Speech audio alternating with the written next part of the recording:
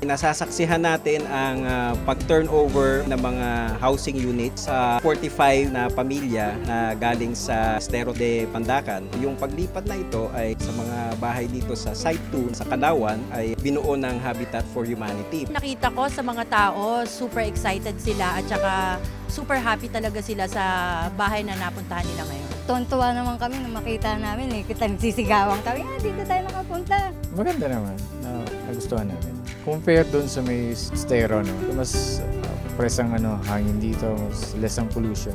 So, mas komportable naman dito. Para kung nanalo sa loto. Ganda pa ng pwesto, malaking-malaki kaysa doon sa tinirang ko dati. Ang kitid lang, dito magandang pwesto. Dito ko na palalaki yung tindahan ko. Mensahe ko lang sa kanila, sana mahalin nila, alagaan nila yung bahay na bigay ng Habitat.